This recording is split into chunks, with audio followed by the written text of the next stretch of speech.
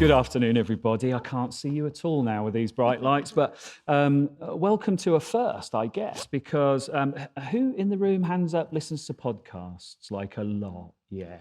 It's a real phenomenon, isn't it? There are lots of people out there doing some very interesting things in the podcast world.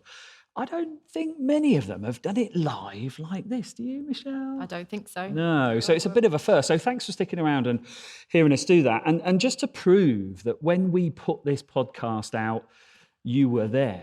Do you want to do a little cheer or something? That's it. That's it. Thank you. So you will get to see that on the edited version. So thank you for that. No, really appreciate that kind of participation. It's been a good day, I understand. Lots of interesting concepts and lots of things that I think we're going to talk about.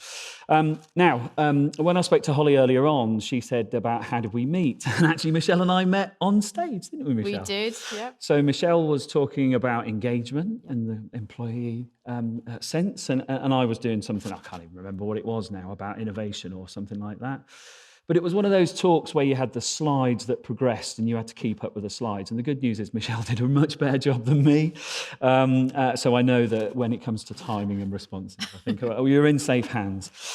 So I'm going to be the host. So if you know anything about podcasts, the host should be the person who you hear from less. So that's kind of, I'm putting that marker down there for now.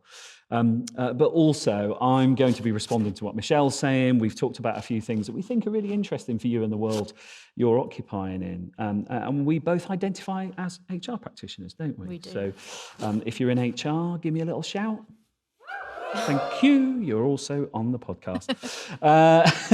So, Michelle, apart from the fact that we met on stage performing, and I kind of stalked you a little bit afterwards, and we have worked together, I'm really interested in the Michelle story. So, kind of what got you here? So, let's hear about that. Thank you, and thanks, Perry. Yes, I remember the stage antics when we were presenting and the slideshow. I think mine actually technically went wrong to start with, so we had to overcome that. But anyway, what's my story? So I'm someone, I guess, who has always had a bit of an interest in people. I didn't realise it probably when I was younger and growing up, but I think my early life experiences shaped that interest and shaped my sort of direction in where I find myself now. I developed, like I said, a passion and an interest in people really because my early life experiences was focused on being different. Yeah. So I grew up on the south coast of England. I have an Indian mother. I have an English white father. I was actually the ethnic minority at school, and from a very early age was very, very aware of difference and just feeling like I was kind of a bit of an observer to what was going on around me and fascinated by how people interacted and the behaviours that they sort of demonstrated. That kind of stayed with me, and I then went into my academic kind of focus, and I studied social psychology. Again, you know, the people theme coming through. And then when I got to the end of that, I thought, what the hell do I do with this degree now? Didn't know what to do. And then HR sort of found me, really. Nice. And I was really, really keen to sort of take that and use that and do something with it. So I went into a career in HR, and I started my HR career in rail. Yep. So the rail industry, I spent most of my career in rail, actually. Really, really good grounding for me. And just was able to kind of fulfill that kind of interest in people and try the different areas of HR and bring all of that knowledge and experience into what I did. And then I kind of partway through decided, right, I'm going to go traveling. So I went traveling around the world. Again, one of the most amazing experiences of my life, looking at different people, culture, that kind of similar theme coming through. Came back, went into rail again. Yeah. And then about 3 years ago, decided actually the time is right for me to do something different. Want to do something with meaning. Yeah. And then the Children's Society came along, and it's a charity. and my first charity job. And it kind of brought together all of the things I'm really interested in about diversity and inclusion, but with that HR generalist Nice. focus as well. Yeah. So yeah, I guess my perfect job, really. And I guess the realization of your interest in people gives you a sense of kind of validation in the pathway that you've got to. But I mean, I know a lot of HR people who said, well, I didn't start in HR, and it sounds like you did. So there's an interesting alliance there. But it's interesting how we love people watching, don't we? Yeah. Like, you know, we sit in a coffee shop or whatever, and we just wonder what's going on in people's lives. Where are they going? What's going on in their minds? I guess when we're in an organizational situation, it feels much more like a duty of care, though. You're not just observing, are you, anymore? You have a direct impact on how they experience work and their careers and so on. I mean, have there been any sort of real highlights for you in that, where you could tell us a story about an individual or a group of people or something that you think left a real indelible good mark on people? I think probably back in my rail times, we were working in partnership with Prince's Trust, actually. Okay. And that was around trying to create pathways for young people to get into work. And actually, I think what was happening at the time with what process we had in place was, it was just stalling. It was getting to a point we were ticking the box on what we needed to do, and there wasn't that sense of value. And actually, when you sort of step back and thought, well, actually, if you look at the whole system around it, you look at, it's not just about providing this opportunity in terms of workplace experience. It's also thinking, well, do we link it to our workforce planning? Yeah. Do we create a talent pipeline? Do we, how do we, ensure that our kind of recruitment practices are inclusive? Because actually those young people might come from different backgrounds that, our onboarding processes might ordinarily screen out. Yeah. Looking at all of that. And when you started to look at it as a whole system, again, it's that step back, look at it, tackle all the different parts of the system, and then create something that really works well for people. Yeah. The huge sense of pride that people had as being part of that program was phenomenal, actually. And it was something that I just felt, it kind of, for me, cemented the understanding of looking at HR as a system. Yeah. And not just, okay, I work in recruitment, or I'm a generalist. It's actually, how does this all fit together? Yeah. And as a self-confessed systems thinker, I absolutely recognise that. And it's almost like it's a maturity of perspective on things, isn't it? And so I guess we come into HR sometimes with an energy to make a difference. And it's about channeling that, isn't it? Have you got some examples and some thoughts where perhaps you've had a real aspiration, you've had to bounce off it, it hasn't quite gotten to the level that you wanted it to, and how you personally dealt with those kind of things? Yeah, again, I'll come back to rail. Lots of experiences in rail. As you can imagine, it's an interesting environment to work in. But it was probably about 4 or 5 years ago. And I worked for a rail operating company that were going through quite a lot of industrial relations. I won't say the name, but it was causing a lot of issue and problem for everybody around it. Whether you worked there, whether you commuted there, whether you were part of the media, that was talking about it. It was just a difficult time.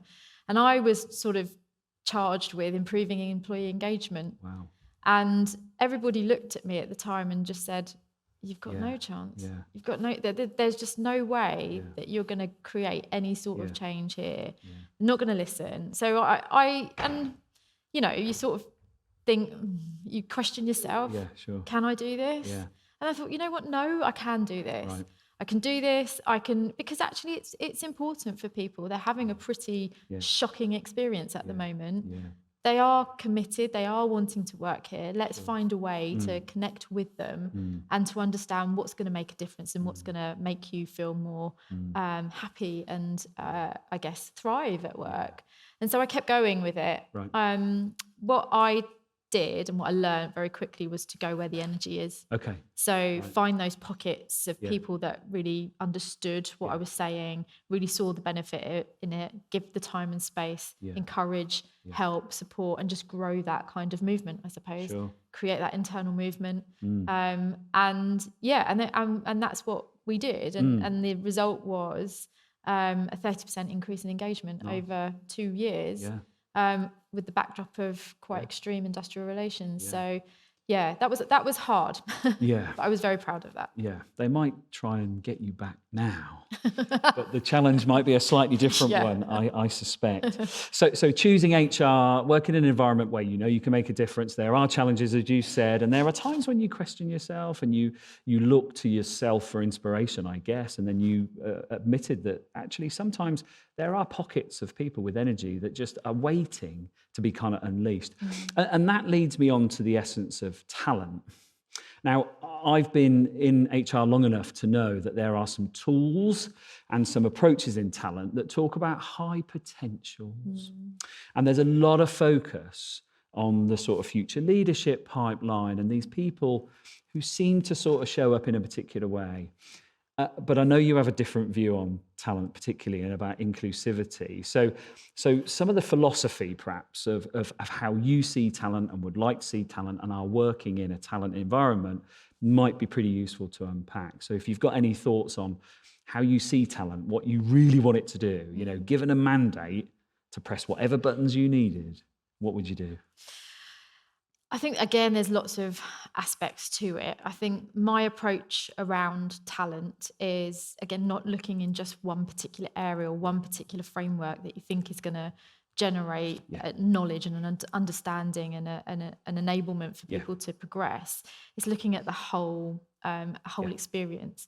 So for me, that's what I call the people experience framework. It's something that I've been developing for a number of years. It's something that I very much am using in my current work at the Children's Society.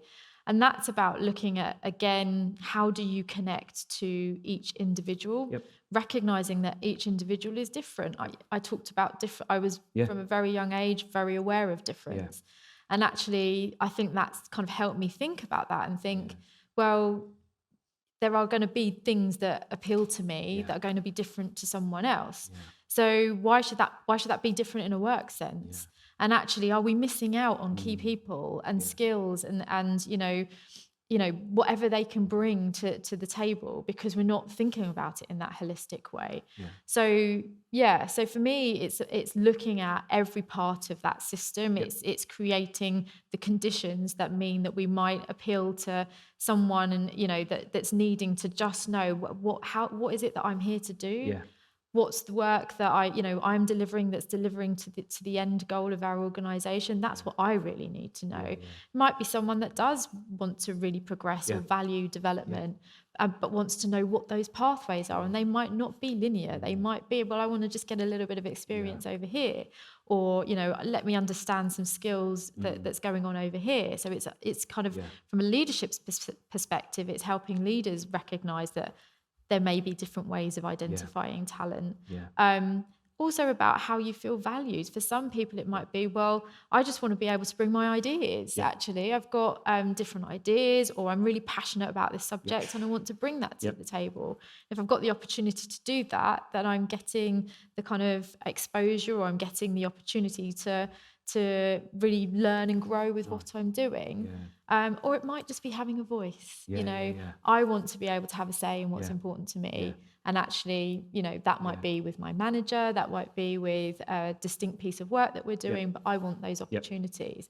So I think unlocking talent is about understanding the whole and thinking everybody's different, so it's going to be different for different people. That said, I will say there is a constant pull for framework. And so what we're finding, particularly in the Children's Society, and I don't know if any of you are working in charities, and this is my first charity job, I think something about having a bit of structure to understand, how do we start to facilitate that knowledge and that awareness is helpful. And yes, you might revert to a 9-box model of sorts. You can't seem to get away from it. But it's about just trying to find the way to start to think, well, how do we need to think about our people? Where do we need to nurture? Where do we need to create those right conditions? Actually, is this a type of organisation where we might get a transient movement of people? That's fine. What's our talent pipeline then? Where are we going to go for future talent? Nice. And I think what I really liked about that is people finding where they are within that, right? And I think there is something about work that really intrigues me, in that there are a lot of people out there who absolutely don't quite know yet what their potential is. It's kind of difficult sometimes to spot in yourself. I mean, I've been in the position where I've had somebody say to me that they can see something in me, and I've kind of disbelieved it for a bit, but it's turned out to be true. And so I've sort of passed that on and paid that forward. Sometimes other people can go, I see you can handle crisis, risk, and challenge. Let's see where that goes. Now, one of the things I know probably didn't help us in the past in HR was the career pathway always seemed to be about an up ladder, right? That's what it all seemed to be. But I know people who said, but I don't want to do that, and sort of excluded themselves from it. Are you seeing a shift that it's a little bit more diversified and perhaps lateral and diagonal and specialisms? Are you seeing that? I think it's all of that, actually. Right. And I think that's what's creating a challenge. Okay. Because I think there's still very much that mindset of that vertical progression. I find myself saying quite a lot, it's not just about moving up. It's actually, it might be over here or it might be over there. It's we need to think differently about that. But I think the challenge is that you have multiple generations that have got different ideas about what that means, and to respond to that is hard. It's not easy, but you also need to have some sensibility around your organisation and what that means in terms of internal movement. Again, at the Children's Society, we're trying to start to create that knowledge and that understanding so that we can know what those career pathways may be. But you're quite right. Often as well, it's a conversation, isn't it? And it's an ability to sort of just have a chat and understand that actually, what you demonstrated there was really, really good. And sometimes that unlocks something. And again, it's helping the organisation feel comfortable in being able to have those conversations as well. So I think it's very complex. And I think that's part of some of the challenge that we've got coming up, especially when we look around, the challenges that we have in the trying to bring people in. The labour market is really crunched. We're losing people. Actually, we need to think about how we're going to keep people, and talent development has got to be a part of that.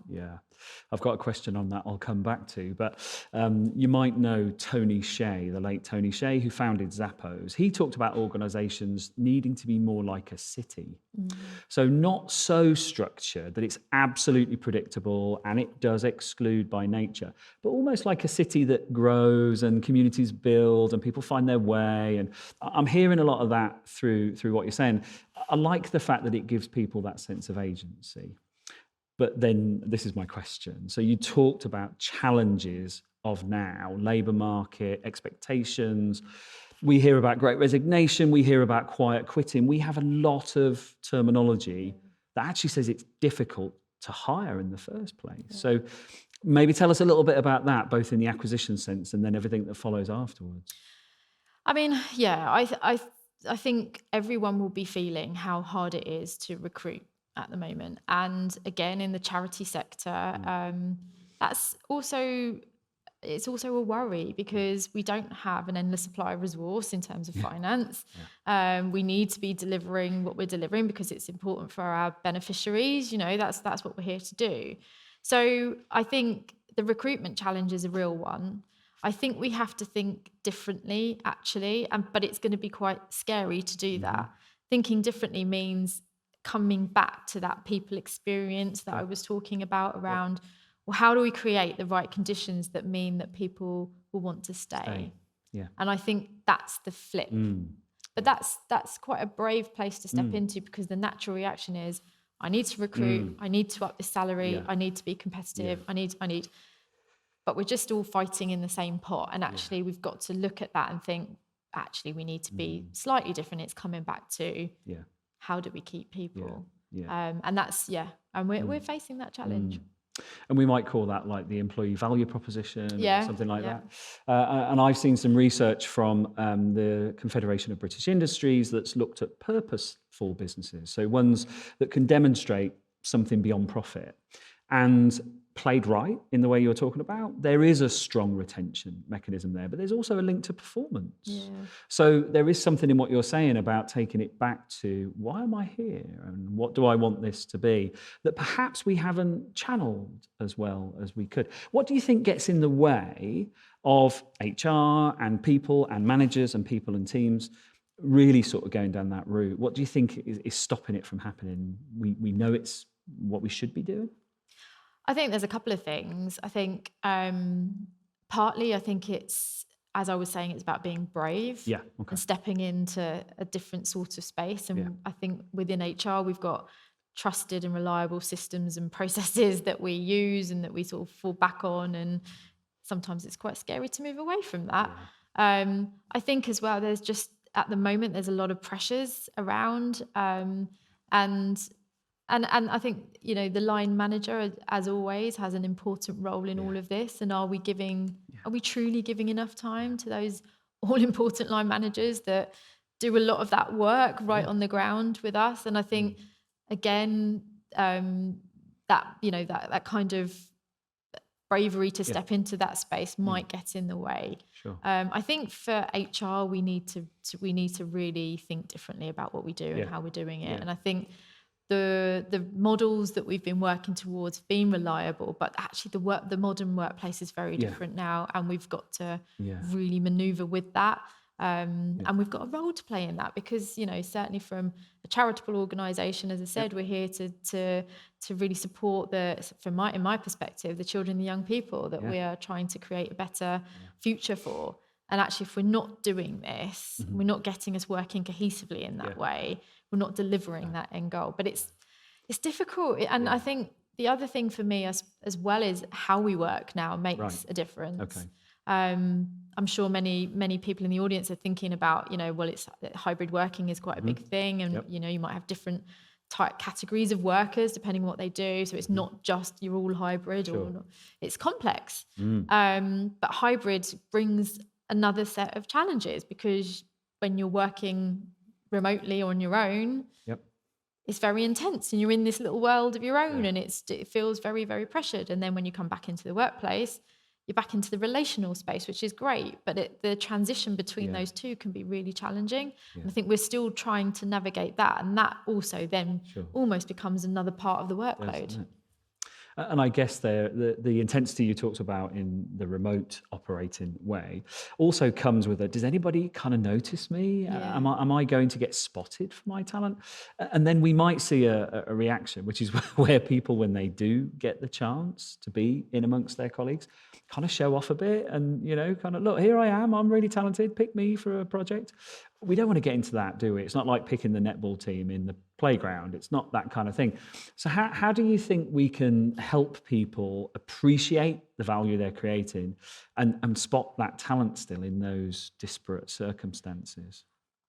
I think that's something that we're still trying to get to grips with. So I'm thinking at the moment to an example that in my current role last year, when we were going through quite a significant organizational change, we were reimagining how we were operating. And for the first time in my career, I had to do that, had to lead change virtually. And what I found with that is to kind of replicate and create those mechanisms where you give people time and space to bring their voice, to feel that they understand how this is impacting me. It's quite hard. It's quite intense. You have to, you know, do it virtually. It means that you've got lots of people potentially on a screen, and then exactly what you're saying, the louder voices tend to get heard. But then being the louder voices, then you might create a bit of an image about what they are, and not see the whole person. So that kind of experience for me was very hard, actually, but it taught me quite a bit. And I think there's something about, and I don't think any of us have got it yet, is how do we create those spaces where we can come together or get to know each other or learn about each other, that, I don't know, that flexes with the way that we flex in our work life now. I don't think we've got that yet. No, and you touched on a very important relationship, which is line managers. And of course, one of the things I think we're seeing now is that line manager doesn't have like custody of that person all the time, because work isn't that tidy anymore. And they may be on projects, they may be working with another team in a sort of matrix fashion. So for the individual, it's almost like, well, who do I go to help me understand benchmarking and my level of capability and where I should go next. Are you starting to address that? Are you seeing ways that you can deal with that movement and flexibility? Yeah. Again, what we're focusing on for the Children's Society is again giving line managers some time and space, even though I'm sure they'll probably say we haven't got any time and space, to have just an opportunity to learn. Yeah. So learning is really important. Yeah. But also just to help them feel that you don't have to be perfect all the time. No. You're going to make mistakes. Sure. That's fine. We're working in a new way. Yeah. We're learning this together. We talk a lot, and I know a lot of organisations will do about test and learn, and we're really trying to do that test and learn approach. But the line management population just needs to be loved a little bit, I think. Yep. And so we're trying to give a little bit of that care and that compassion around. We're going to really invest in you. Because then when you feel that you are and you understand what your role is in that and how you might navigate this different way of working, then you can start to have those conversations, because they're the ones that are going to have those conversations. And it still comes to conversations. I don't see how else you can do it. No, very true. And I suppose it's recognising those conversations as part of that process you're talking about. Yeah. I do hear it a lot that people say, well, nobody's appraised me because they haven't had that sit down at the middle of the year where they've got a piece of paper or a form they've filled in and a number rating. They're sort of ignoring all of those exchanges. So there's something about activating that, isn't there? And I know that when we talk about people experience, it really is about moments, isn't it? Feedback moments and review moments. So I think there is something about how do we enable people to recognise those and play stronger in them, perhaps. Which took me to something you were talking about earlier on, actually, about the nature of work and the sort of pace and intensity and all those sort of pressures that we're up against. It feels difficult to carve out the time. You said managers, for sure. I think we'd all say, I really want to, but I'm full stack. I haven't got any capacity.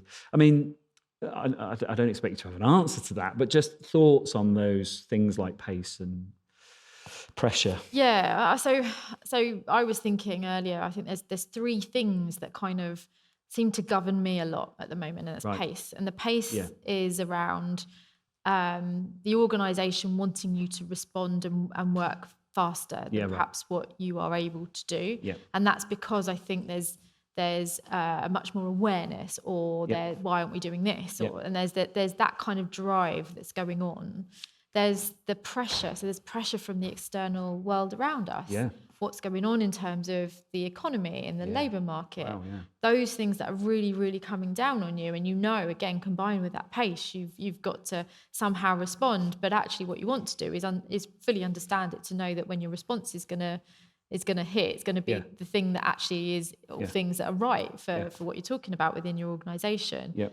And then the third element is that prioritization. How do you prioritize all of those things? Because it just comes at you in so many different ways. So I think I haven't got the answer yet.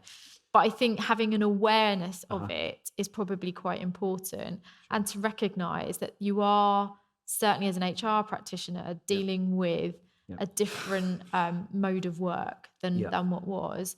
And yes, things are moving again, but it's always going to be moving. And so it's that resilience and that kind of adaptability and that flexibility that we have to kind of get comfortable with. And that, I think, is a very sensible way to think about decompression from some of that intensity. So I absolutely get what you mean by that. So just when you think, I haven't got the capacity, you've got to try and create a little slither of something, haven't you? Thinking space is quite rare, isn't it? And as you say, the conversational stuff is where a lot of this happens, and we shouldn't talk ourselves out of those and think that's not work. It is. Now, I've been doing some research on talent, not just for this, but just because why not, right? And Mercer did some research globally, about 300,000 people surveyed and lots of companies. Apparently, 98% of those companies surveyed said there's a skills shortage. That should ring alarm bells, shouldn't it? Because all the things you're talking about are mitigating against a skills shortage or never even getting into that trap. I mean, I'm not expecting you to, again, give us a kind of silver bullet on this one, but skills shortages where you are now, I mean, how are you sort of feeling those, and what are your plans and tactics and emergent thinking about closing skills gaps, I suppose? I think, again, it's exactly that. It's emergent. Yeah, And it's an yeah. emergent approach. Yeah. The particular area that's jumping out for me, which I know most people will kind of probably recognise, is around digital skills and Okay. capabilities. Right. That's definitely something that Right. is a struggle. I think also because of the market pressures that are making it a struggle. Yeah. I think there's something as well around nurturing and using the frameworks that you might have in place to help bring the opportunity for learning and growth. So, for instance, we are particularly utilising the apprenticeship levy Okay. to really help support up and coming future leaders and managers. Brilliant. Again, recognising, so we've done some analysis around our kind of pay gaps, and we don't just do gender, we do diversity pay gap reporting actually. And what we can see is that kind of, when we talked about vertical, but that progression is just not happening. It's just stuck. So actually, what can we do to sort of enable people to start thinking about that for the future? So that's one area. But then also where we might target future talent, and thinking differently about bringing, different parts of the emerging labour market in.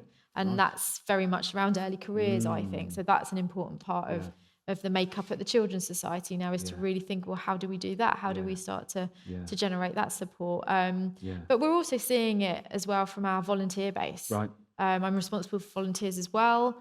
And, the pandemic hit us hard with our volunteers. And actually, how do we connect with people and really help them to sort of want to come and work, come and volunteer for us? Because that also could be a future work person. But it's I think it's having to think differently about all of those early ways of identifying talent, of how you might develop talent, how you might invest in talent, and just keep trying it and seeing how you go. And I guess coupled with that, we have got job seekers, if I use that generic term, who know where to look, right? They know to look on Glassdoor. They know to have a look at LinkedIn. I know of some people looking for roles at the moment who will DM ex-employees of a company and say, why did you leave? What do I need to know about? So if you want, we're getting a more intelligent applicant coming into the frame as well, right? So something about how do you get advocacy that appeals to people, I guess, is something you're thinking about anyway for volunteering and for your payrolling employees. So I guess that's really crucial. And in fact, this podcast is called Tomorrow's People. That's the name of it. So like, if you could wave a bit of a magic wand and kind of go, well, tomorrow, what I want for people and what I'd love to leverage and see happen. I mean, is there anything else that's like on your wish list and you're gunning for?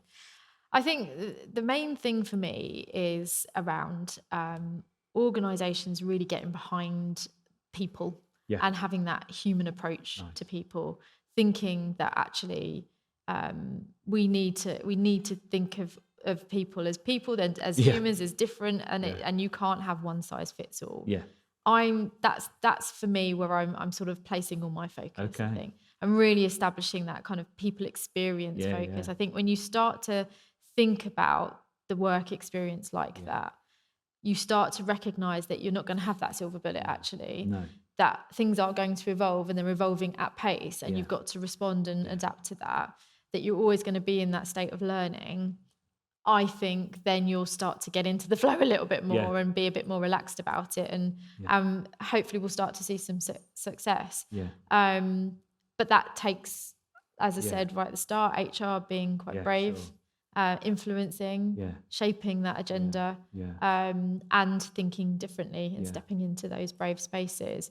So I think quite a woolly answer there, but I think for me it's very much about really changing the nature of work and bringing that human approach to it, and enabling the right environment for all people to thrive. I guess I'd sum that up as a kind of people centricity Yeah. approach. And I do see it a lot. And let's just say there are some people who are people centric, and then there are some people who are perhaps faking a little bit of people centricity. I've been looking into a concept called futures thinking, which is why I asked that question. And I've even caught myself saying that I think I do live in the future because I sort of want it to happen so much that I kind of make it a little bit real. I'm going off on a bit of a weird tangent now. But futures thinking has a really interesting way of looking at things with three elements to it. You've talked about one in particular, which is the push from the present, which is those demands and expectations and immediate challenges that somehow just kind of hold you back a bit from the pull of the future. But that's what you've just described. Now, the other element of that is actually the weight of history.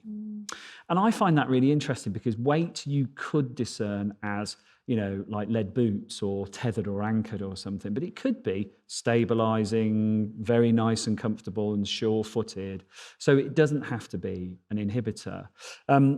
Have you ever seen the weight of the history like really help you and or hinder you in the work you've been doing around engagement and where you are now and change?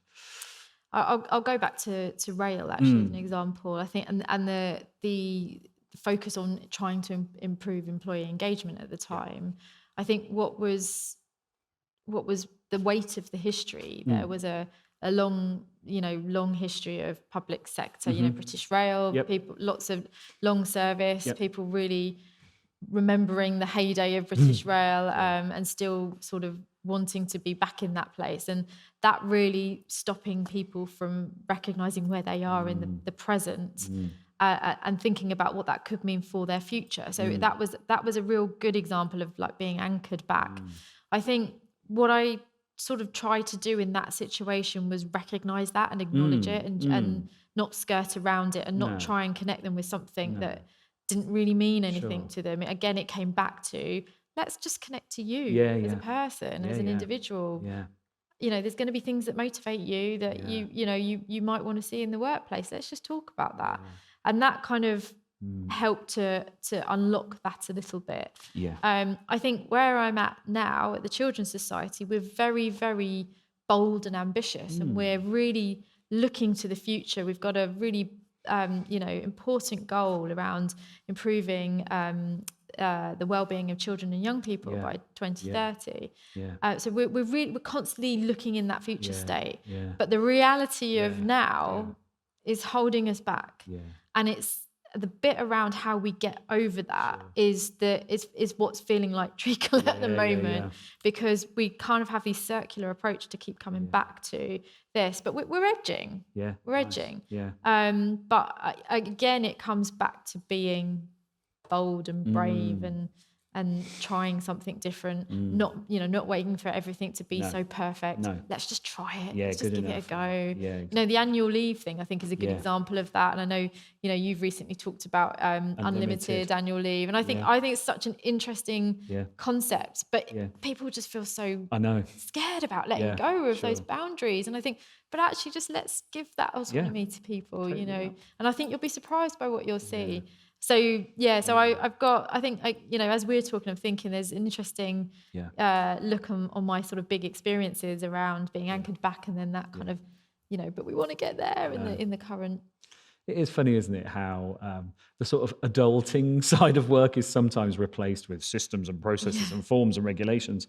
I've often wondered why we don't put a cost on meetings, right? How much time you spend in meetings. Yeah, if you wanted to buy biscuits for that meeting, you'd have to fill in a form. Anyway, so there's an odd thing there. Now, what you made me think about there was a couple of things, really, which is the current turbulence, shall we say, in the world, and there are a multitude of problems. Job security must be very, very in people's minds, right? Will I have a job? Will it continue to sustain me economically and so on? So perhaps people might dial back a bit of ambition in that respect and sit tight, so on. I guess what I'm hearing from you, though, actually is almost like, but that's the time where maybe you should shine and we should encourage participation. So I like the fact that you've used bravery a lot, because I think that's what it feels like it takes. But I guess it's the way we can hold people's safety Yeah. within all of that. And I know that's something that you are very, very sort of focused on, which is a psychologically safe environment that's inclusive and people can speak up and have a voice, as you said. If you were to give people listening to this some advice about just kind of do one thing that helps people feel they belong, I mean, is there a one thing that you really fall back on? Apart from lots of conversations, which absolutely is right, but is there? I think time and space Yep. is really important. Okay. You have to carve it out. Okay. But the other thing that's connected to that is listen. Right. Okay. Right. Okay. So if you create the time and space Yeah. to hear and Yeah. to what really hear, Yeah. don't just Yeah. tick Yeah. box it. Yeah. Yeah. Listen to it and then act on it. Yeah. So there's about 4 things there. There's isn't about 4 there? things, but I get what you mean. The whole process of listening.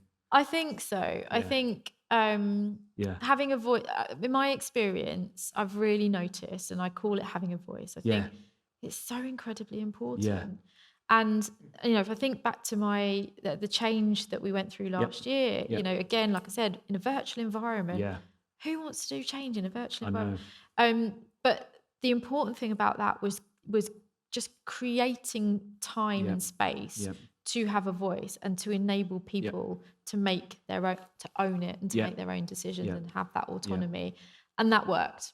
But you can't just leave it there. You have to keep coming back to it. Sure. So I think something about time, space, truly listen.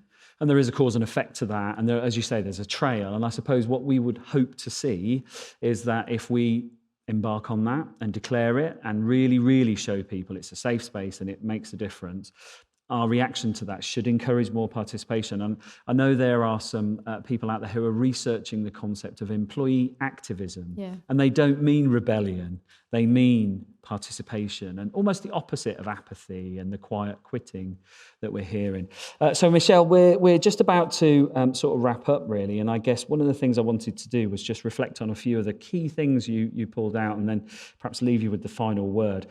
I think we have to be really, really mindful of the pace of the world at now. Now, some people might say, well, it's always been difficult and challenging. I mean, like now, it's kind of doubled, and that's something to bear in mind. And within that is a bit of a duty of self-care too, right? Like you said. So this time and space is also for you and us and people looking after people. The pressure is obviously another thing. And there is something about how we recognize that pressure, react to it, but also use our learning muscle in those areas, right? And then the priorities. I love this piece in particular, actually, because I picked up something on LinkedIn only yesterday, and it said, if you've got any more than 3 things on your priority list, then you haven't got any priorities, because it can't be that everything is a priority. I kind of think it should be singular, but that's perhaps a bit idealistic. And then I think the thing I really, really loved about this is the bravery point that you talked to there. I think there are probably a lot of people in the workspace who feel the opposite of brave and just getting by is enough for now. But I think some boldness is the response to some of these challenges. And that comes with a duty of care and participation. So I'm really pleased you got a framework, because one of the things I like to know is that it's not just some hooky idea copied from Silicon Valley or whatever, right? But it's stabilizing, and I know where I can find myself. So anything else you want to add at the end of that? I think you've summed it up really nicely. But what I would say is definitely that it's keep it simple. So the framework that I work to is simple. It's not overcomplicated. It means something. It's tangible. All of those good things in HR that we always say we need. But it comes back to that human-centered approach and looking at the whole system. You just can't just focus on one area. You've got to think about how it impacts everything else. Nice. So people experience me. Well, thank you, Michelle. Thank you, audience here today, and thank you those who are going to be listening to it later on repeat and sharing it with their family and friends, I'm sure. I guess we can show that we're live again with a bit of appreciation for Michelle and her words, and thank you everybody for listening in to us. Thanks very much.